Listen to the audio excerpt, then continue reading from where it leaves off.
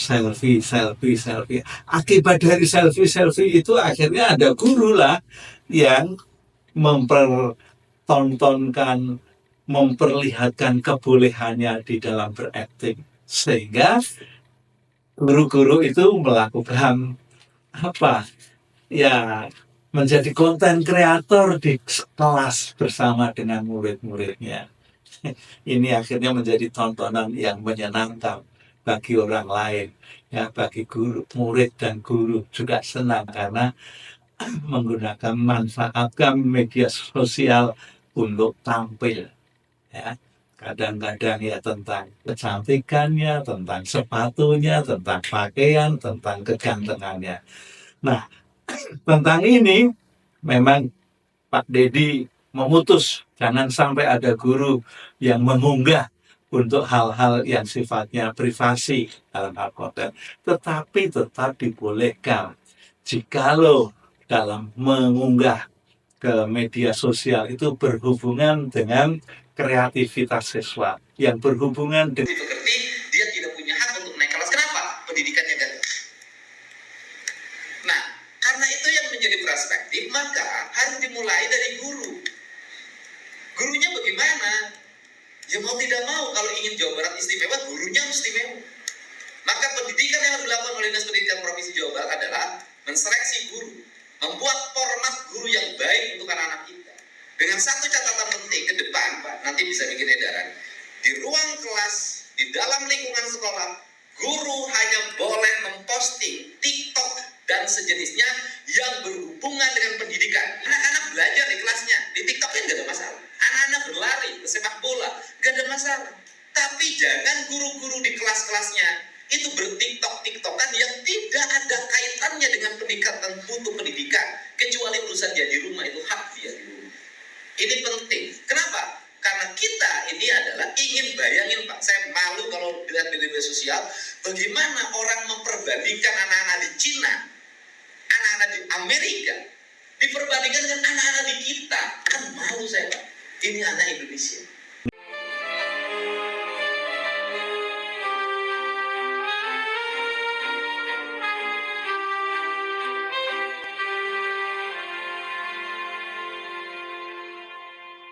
Ketemu lagi dengan sahabat usia Mas, memperbincangkan tentang gagasan-gagasan Deddy Mulyadi, Gubernur Provinsi Jawa Barat, memang selalu menggugah semangat, ya.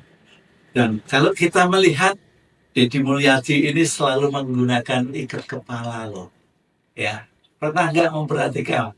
Kadang-kadang putih, terus lalu mungkin ada yang model batik atau apa gitu. Yang jelas dia selalu menggunakan ikat kepala. Nah, ini sebenarnya untuk menunjukkan bahwa dia cinta dengan budaya Sunda, ya.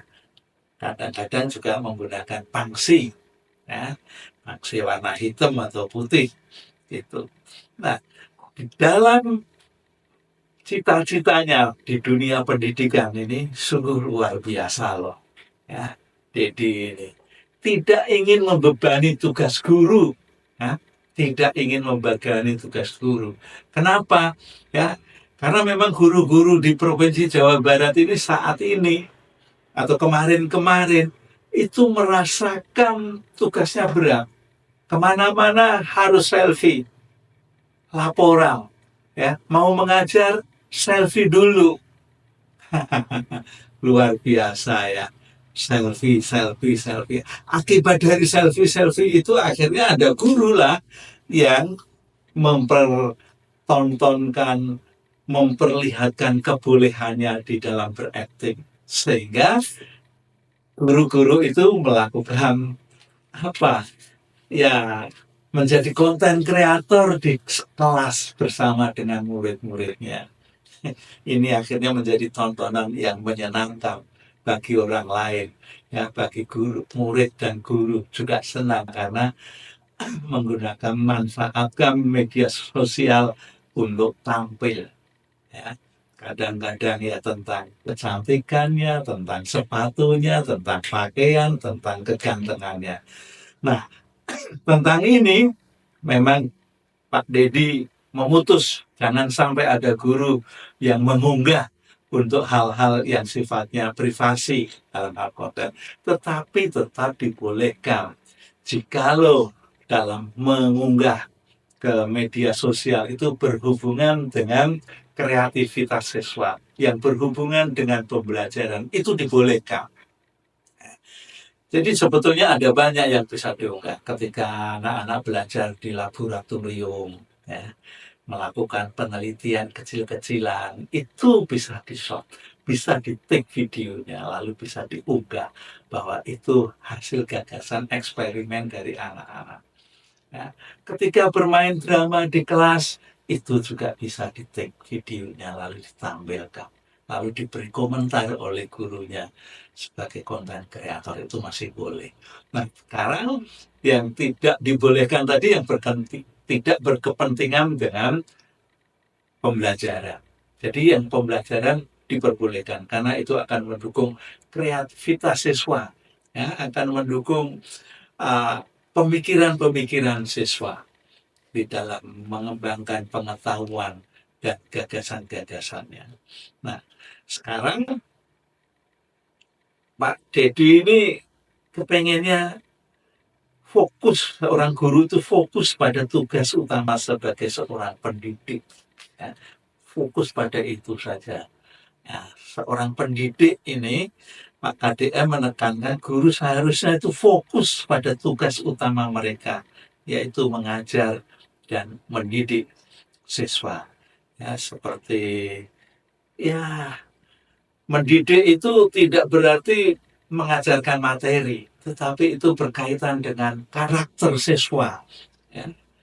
Jadi ada unsur-unsur mendisiplinkan, ya. Terus apalagi ya tentang berkomunikasi itu mendidik, ya, sopan santun.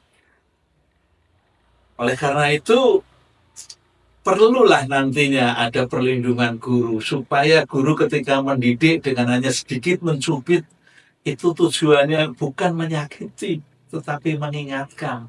Cubitannya juga sebetulnya tidak terasa bagi murid itu. Tetapi jangan sampai langsung dipersoalkan masalah ke hak asasi manusia.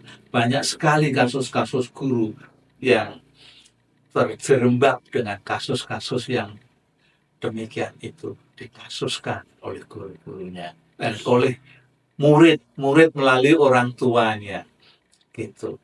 Nah sekarang sebetulnya tugas guru itu yang utama kan ada 5 ya, yaitu mendidik tadi, ya mendidik. Jadi guru mesti bertanggung jawab membentuk karakter siswa, membentuk sikapnya, ya sikap jujur, sikap sopan, ya terus apalagi ya moralnya juga itu bagian dari kegiatan mendidik guru. Jadi guru apapun misalnya di tingkat SMP, SMA yang sudah mata pelajaran itu. Guru mengajar bahasa Inggris bukan berarti hanya bahasa Inggris saja yang diajarkan, bukan hanya knowledge-nya aja, tetapi juga tentang tanggung jawab membentuk karakter itu. Lalu tugas yang kedua itu mengajar. Nah, mengajar ini menyampaikan materi. Materi pembelajaran itu harus sesuai dengan kurikulum. Apakah materinya bisa diterima oleh murid? Kalau tidak bisa diterima oleh murid, mestinya harus diulang lagi. Ya, ini mencakup dalam perencanaan penyampaian materi dan masalah evaluasi mestinya. Guru juga menjadi seorang trainer karena dia harus melatih muridnya. Jadi mengajari membuat sabun, materi pembuatan sabun dalam kurikulum misalnya ada, itu juga harus dilatih. Jangan sampai melebihi dari bahan-bahan yang diingin. Sehingga hasil produksinya berguna. Nah, sebetulnya lulusan SMA itu sudah luar biasa menurut saya karena dia terlatih dengan banyak hal. Ya. Lalu guru juga harus menjadi seorang pembimbing, ya, pembimbing dalam membantu siswa dalam menghadapi masalah-masalah akademik sekaligus masalah-masalah personal. Nah, ini yang penting. Bukan hanya akademiknya saja, tetapi juga personalnya. Ya, dan yang terakhir, guru itu mesti mengevaluasi, ya, memberikan penilaian. Ya, penilaiannya tidak selalu harus lewat tes, lewat ujian, tapi bisa lewat tugas, bisa lewat observasi, dan memastikan adanya efektivitas pembelajaran. Ya, itu yang paling penting. Nah, kalau ini mau dilakukan dengan baik kurikulum, ya kurikulum pembelajaran yang ada di sekolah-sekolah mau SD, SMP, SMA, SMK itu, maka pastilah akan terjadi dengan baik. Karena Dedi ketika menjadi bupati di Purwakarta itu sudah dicoba, sudah dilakukan. Ya, Mas, saya percaya nanti selama 5 tahun ke depan, karena sekarang masih cita-cita ya, belum diwujudkan, belum diaplikasikan di sekolah-sekolah. Ya, tapi yang 5 hal tadi saya kemukakan sebetulnya harus sudah dilakukan oleh guru. Tapi karena guru terbeban dengan pekerjaan-pekerjaan administrasi, dia terbeban dengan hal-hal yang untuk kenaikan pangkat, sehingga kadang-kadang terbengkalai urusan pembelajaran yang tugas guru yang ada 5 tadi. Nah, guru memang kalau sudah ada informasi seperti itu dan nanti tahun depan, ya, taruhlah di bulan-bulan April ini tentang kenaikan pangkat sudah bisa dilakukan, ya, dia nggak perlu ngurus, ada petugasnya sendiri. Tapi kan petugas yang ini perlu dilatih, ya. Jadi saya yakin Pak KDM nanti akan melatih tenaga-tenaga administrasi yang mendampingi pekerjaan-pekerjaan guru, ya, tentang perencanaannya, ya, itu kan harus diketik, ya, tentang evaluasi itu hasil masuk dalam daftar nilai. Nah, ini mesti harus dibantu oleh ini. Nah, semuanya. Begitu juga kepala sekolah. Nggak perlu ngurus tentang keuangan. Ya, dana bos biarlah diurus oleh orang-orang administrasi. Jadi dengan demikian, kalau nantinya sudah budgeting sekolah itu model digitalisasi, maka sangat mudah, ya, tidak akan terjadi penyalahgunaan kewenangan. Kan banyak sih sebetulnya sekolah-sekolah yang terlibat uh, kewenangan-kewenangan yang nggak sesuai dengan harapan gitu. Ya karena memang gimana ya, seorang kepala sekolah harusnya juga masih mengajar, tapi masih dibebani pekerjaan itu sehingga tugas mengajarnya tidak berlangsung dengan baik. Ya, akhirnya tugas administrasi sekolahnya juga kurang baik juga. Akibatnya ya hasil pembelajaran di sekolah yang semua ada di bawah naungan kepala sekolah itu tidak terkontrol dengan baik juga. Nah, itulah yang diharapkan oleh Pak Dedi. Jadi di dunia pendidikan, ya semoga tahun 2025 ini sudah dapat diwujudkan. Ya, beberapa orang yang akan mendampingi guru dan kepala sekolah yang tentang administrasinya guru dan kepala sekolah ini bisa segera terwujud. Sehingga guru hanya betul-betul bertugas mendidik, mengajar, membimbing, ya, dan mengevaluasi hasil pembelajaran, memastikan itu. Kalau itu dipastikan pasti luar biasa, ya. Dan dia juga berencana bahwa nantinya tentang digitalisasi itu anak SMA itu sudah sudah bisa semakin maju hasilnya.